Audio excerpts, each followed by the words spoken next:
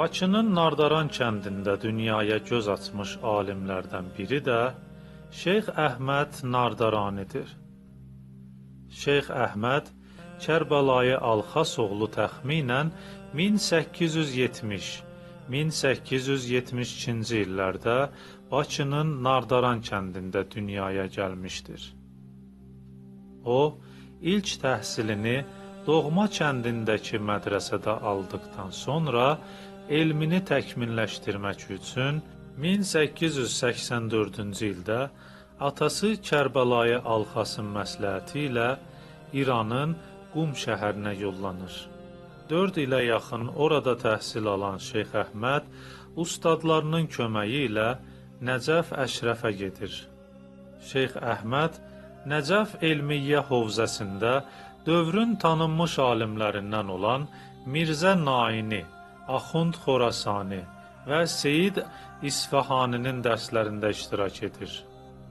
Dərin zəka və hafizəyə malik olan Şeyx Əhməd dini elmlərlə yanaşı astronomiya, həndəsə, şərqin tarixi və təbabətini də öyrənir.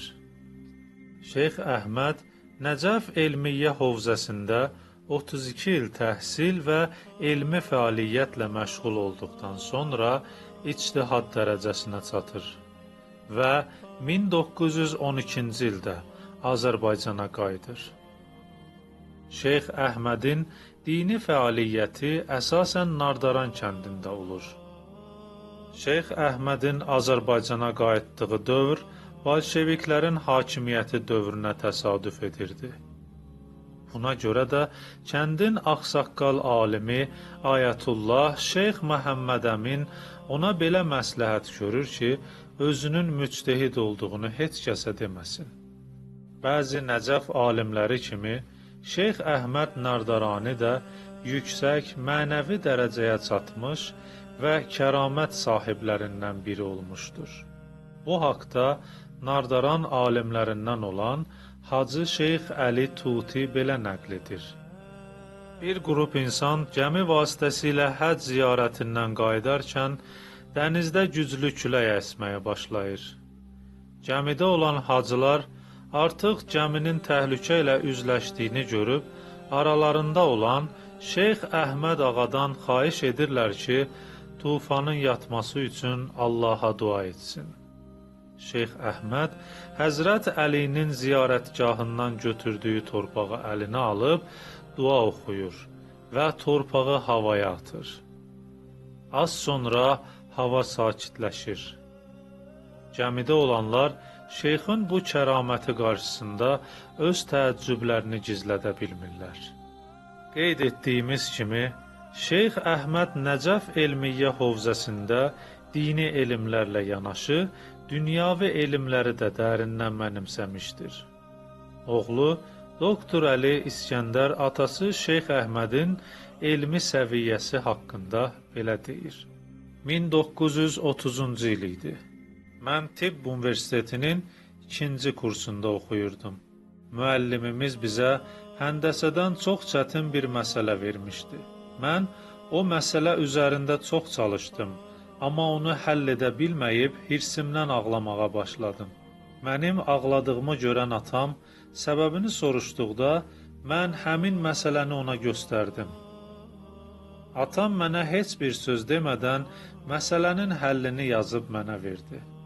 Sabahı gün müəllim sinifə daxil olan kimi bütün tələbələrdən üzr istədi ki, dünən mən sizə səhvən elə bir məsələ vermişəm ki, onun həlli mümkün deyil. Mən ayağa qalxıb məsələni həll etdiyimi müəllimə bildirdim. Müəllim çox təəccüblə dedi: "Bu mümkün deyil. Həmin məsələni həll edən şəxs həndəsə elmində yeni düstur kəşf etmiş sayılar." Mən müəllimə dedim: "Məsələni mənim atam həll edib."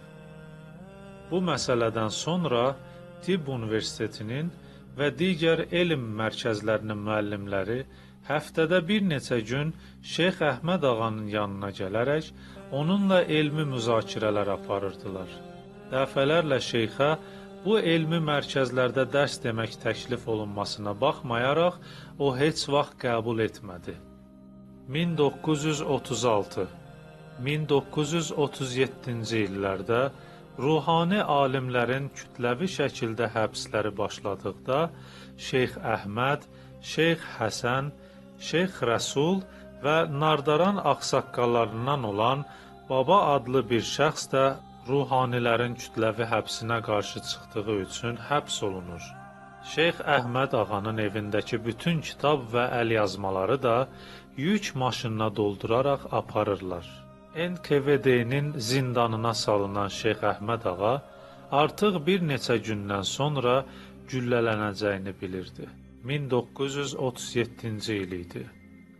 Şeyx Əhmədə güllələnmə hökmü verilmişdi. Şeyx Əhməd hökm icra edilməzdən öncə zindanın nəzarətçilərindən 2 rükət namaz qılmaq üçün vaxt istəyir. 2 rükət namaz qıldıqdan sonra onu güllələyib şəhid edirlər.